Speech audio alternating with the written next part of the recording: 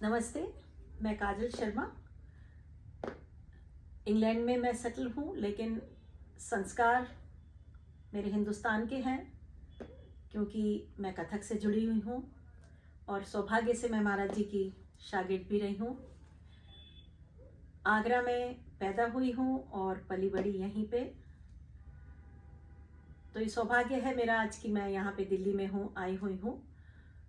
तो मैं जैसे कि बताना चाह रही थी, महाराज जी हमें रियाज के लिए क्या बताते थे। ऐसा तो देखिए, पूरे दुनिया में जो भी कथक करते हैं सबने महाराज जी से सीखा। जिन्होंने महाराज जी को देखा उन्होंने भी सीखा, जिन्होंने नहीं देखा उन्होंने भी सीखा। लेकिन बहुत कम लोग ऐसे थे जिनको महाराज जी ने सिखाया। ये मेरा परम सौभाग्य है कि मैं उनमें से एक हूँ जिनको महाराज जी ने सिखाया। और वो अक्सर कहा करते थे कि उनकी जिंदगी का, उनके जीवन का वो सुनहरा पीरियड था, गोल्डन पीरियड था, जब वो हम लोगों को बना रहे थे। और ये महाराज जी के ही शब्द मैं बोलना चाहती हूँ। उन्होंने ये नहीं कहा मैं जब तुम लोगों को सिखा रहा था, उन्होंने कहा मैं जब तुम लोगों को बना रहा था। तो उनके ही आशीर्वाद से हम जो भी हैं आज, रियाज, साधना, अभ्यास पे बहुत वो महत्व देते थे। और जैसे एक छोटी सी चीज है हमने क्लास में करी, ता थे, सम पे हर जना एक डेस्टिनेशन को पाता है और वही उस टुकड़े की और तिहाई की संपूर्णता की तरफ ले जाती है। लेकिन सिर्फ यहाँ से यहाँ तक ये नाच नहीं है, इसके जो बीच की यात्रा है, एक मूवमेंट से लेकर दूसरे मूवमेंट तक जो उसके बीच की यात्रा है, कहाँ से ऐसे हाथ जाएगा, कितना कितना ऊपर चेहरा जाना चाहिए कि वो मैच करे, आँख का फिकाव कैसे हो और आँख उसके साथ उतर के आए। और जैसे वो कहते थे कि आँख का फिकाव, और जब हाथ पूरा पहुंचा तब जाके आँख उस बिंदु पे गई। ऐसे नहीं हो कि आँख पहले चली गई हाथ बाद में आया, या हाथ पहले चला गया आँख बाद में गई। अगर हम कोऑर्डिनेशन की बात कर रहे हैं तो जैसे हाथ पहुंचा वो आँख वहां पे जाके टिक गई। और उसी को ही हम अपनाते थे संगीत के जरिए। जैसे संगीत का हमारा इतना फ्रेम है तो उस फ्रेम में कितना मूवमेंट जाके फिट होगा। ये टेक्निकल बातें हैं जिन पे ध्यान देने की ज़रूरत होती है। और उस समय हम महाराज जी से कहते थे, महाराज जी आप इतने डिटेल से सिखा रहे हैं, जैसे आप हमने किया ता थे तत्, तो ता उसके बीच में ये आया, अब यहाँ से ये गया, तो जैसे शोल्डर दब गया, ये चेस्ट ऊपर थोड़ा सा एक्सपेंड हुआ, ये उसको रिवाइंड करना, उसको फॉरवर्ड करना, एक एक जैसे तार जुड़ा हुआ है। जैसे वीडियो का अगर आप स्प्लिट सेक्शन लेंगे तो आपको एक एक फ्रेम दिखता है, इस तरह से एक एक फ्रेम में वो सजा हुआ होना चाहिए। और उसको सिर्फ हम क्लास में सीख के नहीं कर सकते, अपना उस पे हमें मनन करना पड़ता था हमें। और वो ये भी कहते थे महाराज जी कि नाच से प्यार करो, पीस के साथ जो टेक्निकल पीस है, कोई परन सिखाई, दोस्ती कर लो उससे। तो जितनी दोस्ती करोगे, दोस्ती के लिए समय चाहिए होता है, उसको ढूंढो, उसके साथ प्यार करो, उसके साथ बात करो। नाच से प्यार करोगे, नाच तुमसे प्यार करेगा। तो मैं कोशिश करती हूँ नाच से प्यार करने की। और नहीं, जैसे आप अभी बाहर हैं इंग्लैंड में, तो आपके स्टूडेंट्स भी हैं, तो उनके साथ तो एक बेसिक चीज़ें ही पहले तो आपको वहीं से स्टार्ट सिखानी पड़ती होंगी, क्योंकि वो जी हमारे कल्चर के नहीं है। बिल्कुल। तो ये बारीकियां वो किस हद पर समझ पाते हैं जो बाहर के स्टूडेंट हैं?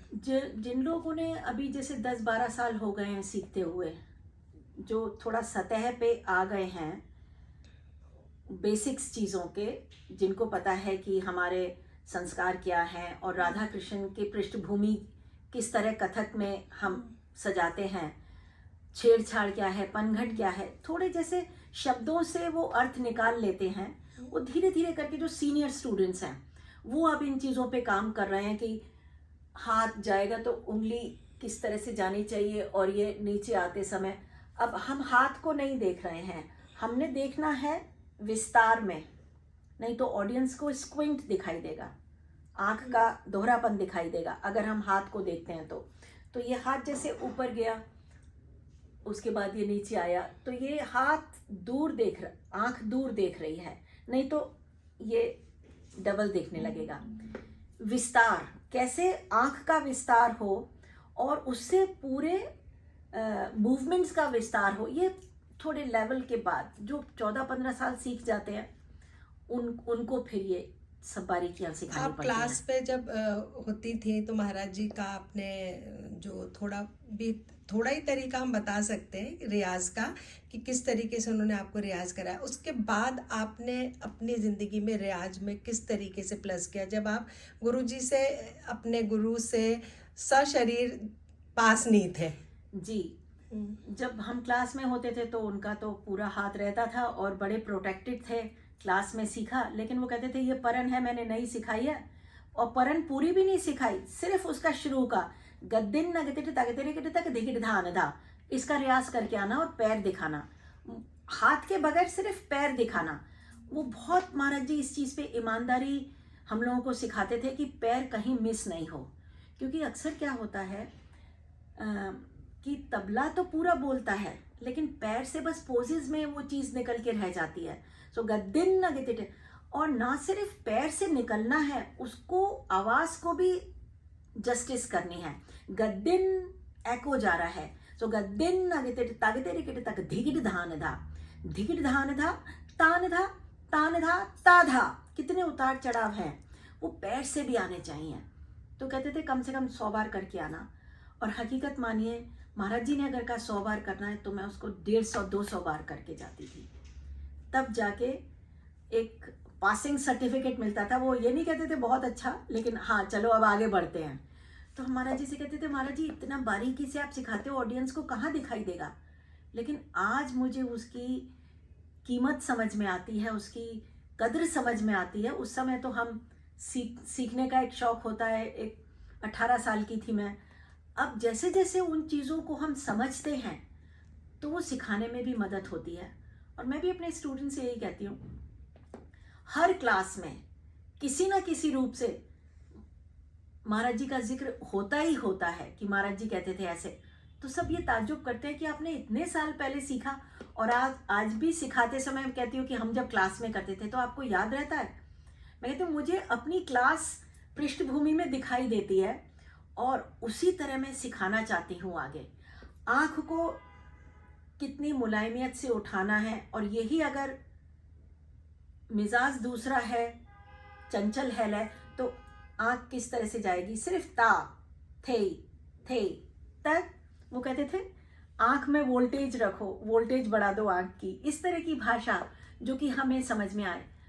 तो मैं वो ही फॉलो करती हूँ, वहाँ उसी तरह सिखाने की कोशिश करती हूँ। मेहनत बहुत करनी पड़ती है।